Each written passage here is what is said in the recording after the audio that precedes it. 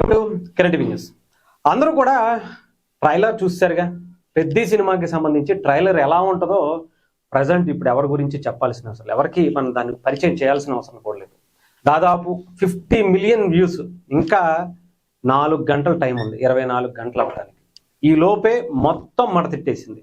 24 గంటల్లో రికార్డులు ఉన్నటువంటి ఎన్ని సినిమాలు భారతదేశ చరిత్రలో ఉన్నాయో అన్నీ కూడా మడతెట్టేసి లొంగెట్టేసి పక్కనెట్టేసినటువంటి పరిస్థితి. అయితే వీటన్నిటికన్నా సినిమా గురించి నేను మొన్న కూడా ఒక వీడియో చేసే, సెన్సార్ బోర్డుకి సంబంధించిన వాళ్ళందరూ కూడా ఈ సినిమా చూసిన తర్వాత సర్టిఫికెట్ ఇష్యూ పక్కన పెడితే అందరూ కూడా స్టాండింగ్ ఓవేషన్ ఇచ్చారట. లాస్ట్లో అందరూ కూడా కళ్ళమంట నీళ్లు, ఎంత బలంగా ఉన్నటువంటి వ్యక్తులు కూడా ఏడ్చినటువంటి సందర్భాలు ఉన్నాయి. అంత ఎమోషన్ సినిమాలో ఉండేటువంటి సీన్స్. రామ్ చరణ్ గారి పర్ఫార్మెన్స్ అయితే నేను చెప్తున్నా, నాకు వచ్చినటువంటి ఫీడ్బ్యాక్ అంత బలంగా ఉంది. కాబట్టి ఈ సినిమాలో రామ్ చరణ్ గారి గురించి కొన్ని సీన్స్ గురించి చెప్తుంటే నాకు వింటుంటేనే రోమాలు నిక్కబొడుచుకున్నాయి. అలాంటి రీతిలో నాకు అంత ఇంపాక్ట్ కనిపించింది. ముఖ్యంగా కొన్ని సీన్స్ గురించి మాట్లాడతా, అవి మీకు చూపించేటువంటి ప్రయత్నం చేస్తా. ఇక్కడ కనిపించేటువంటి ఈ పైల్వాన్ క్యారెక్టర్ గురించి అందరికీ తెలుసు. బట్ ఈ పైల్వాన్ క్యారెక్టర్ వెనకున్నటువంటి రామ్ చరణ్ గారి కష్టం మామూలుగా లేదు. ఆయన ఈ సీన్స్లో ఒక మెస్మరైజ్ చేశారనే తెలుస్తుంది. అలాగే అన్నిటికన్నా ఒక సీన్ గురించి చూపిస్తా. దాంట్లో అయితే శవాలు లేస్తాయి, ఆ సీనే చూపిస్తా. ఆ తర్వాత మీకు సినిమా గురించి పక్కన పెడదాం. ఇదిగోండి,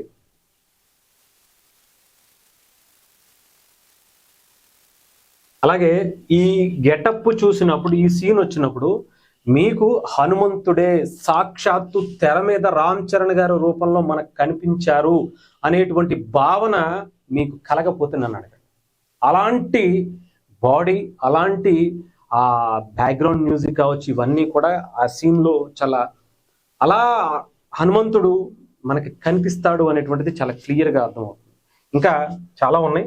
దానికన్నా ముందు ఒక అద్భుతమైనటువంటి సీన్ గురించి మీకు చూపించేటువంటి ప్రయత్నం చేస్తా. ఇక్కడ ఇదిగో ఈ సీన్ అయితే మాత్రం పూనకాలు తెప్పిస్తాయి.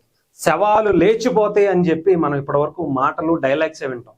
కానీ ఈ సినిమాలో మనం చూడబోతున్నామని ఇక్కడ మీకు చాలా క్లియర్గా కనిపిస్తుంది. చూడండి, రామ్ చరణ్ గారు ఒక శవం దగ్గర, రామ్ చరణ్ గారు ఒక బాడీ దగ్గర కూర్చుంటారు. ఆ సిచ్యువేషన్లో ఆయన శివతాండవమే చేశాడట. నిజంగా చెప్పాలంటే ఆయన యాక్టింగ్కి అసలు నిజంగా విజృంభించేశాడు, పూనకాలు తెప్పించేశాడు అనేటువంటి సిచ్యువేషన్, సీన్ అట అది. అసలు భయంకరమైనటువంటి ఆ సీన్ చూస్తే ఒక్కొక్కరికి ఒళ్ళు గగుడు పుచ్చేటువంటి పరిస్థితి థియేటర్లో ఉండబోతుందట. ఆ బ్యాక్గ్రౌండ్ మ్యూజిక్ అయితే థియేటర్లో దద్దరిల్లిపోయేటువంటి పరిస్థితి ఉందట. ఇక్కడ ఆ బాడీ దగ్గర నిజంగానే చెప్తున్నాను కదా, అలాంటి ఇంపాక్ట్ రామ్ చరణ్ గారు. అసలు ఆయన యాక్టింగ్కి ఇంకా మాటలు లేవు, మాట్లాడుకోవటాలు లేవు. పూనకాలు తెప్పించడాలు, సవాళ్ళు లేచిపోతాయి, ఇంకోటి థియేటర్లు తగలడిపోతాయి, ఇంకొక లెవెల్. ఇక దానికి మించి రామ్ చరణ్ గారి పర్ఫార్మెన్స్. ఇప్పటి వరకు చాలా మంది యాక్టర్లు మీరు చూసి ఉండొచ్చు, బట్ రామ్ చరణ్ గారిని చూడబోతున్నారు. నేను మాత్రం చాలా కాన్ఫిడెంట్గా చెప్పబోతున్నా, ఈ సినిమాతో రామ్ చరణ్ గారు మరోసారి, అది కూడా ఒక మెగా ఫ్యామిలీ నుంచి వారసుడిగా వచ్చినటువంటి రామ్ చరణ్ గారు నేషనల్ అవార్డు కొట్టబోతున్నారు. రాసి పెట్టుకోండి. ఆయన కాదు, నేను కూడా మీసం తీసి చెప్తున్నా. నేను కూడా మీసం తిప్పి చెబుతున్నా. ఈసారి రామ్ చరణ్ గారు పర్ఫార్మెన్స్ బద్దలైపోయింది. థియేటర్లో తగలడిపోవటం, ఇంకొకటి ఇవన్నీ పక్కన పెడితే ఆయన కొన్ని సీన్స్ మెంటల్ ఎక్కిపోయినాయట. నాకు ఆ ట్రైన్లో ఒక సీన్ గురించి చెప్పారు, అది ఎక్కడ ట్రైలర్లో లేదు, కానీ అమ్మా బాబోయ్ మెంటల్ ఎక్కేసింది. నిజంగా ఆ సీన్ గనక థియేటర్లో పడింది అంటే, నేను విన్నప్పుడే నాకు ఇలాంటి అసలు ఏంటి ఆ సీన్ నిజంగా ఉందా, రామ్ చరణ్ గారు దాంట్లో పర్ఫామ్ చేసినటువంటి విధానాన్ని చూస్తే మెంటల్ ఎక్కిపోద్దట.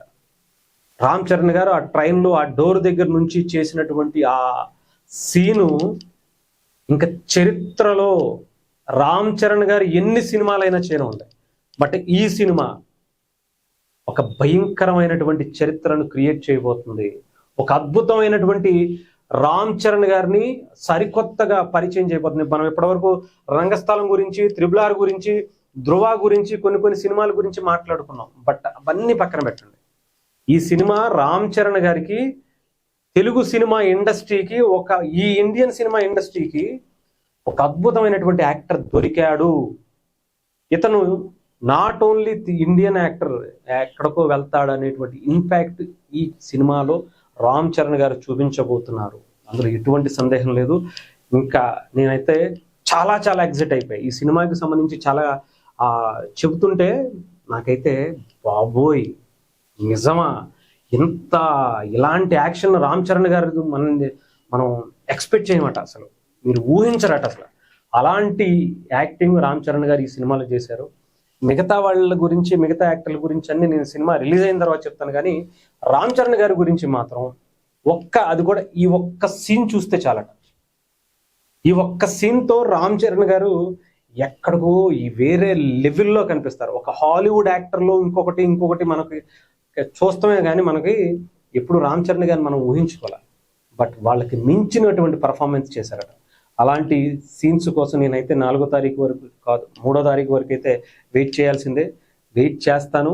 ఆ తర్వాత ఇచ్చేటువంటి రివ్యూలు కూడా మీరే చూద్దురు. కానీ నేను చెప్పడం కాదు, మీరు చూసి ఆ రోజు రామ్ చరణ్ గారి క్యారెక్టర్ గురించి మాట్లాడుకుంటాం.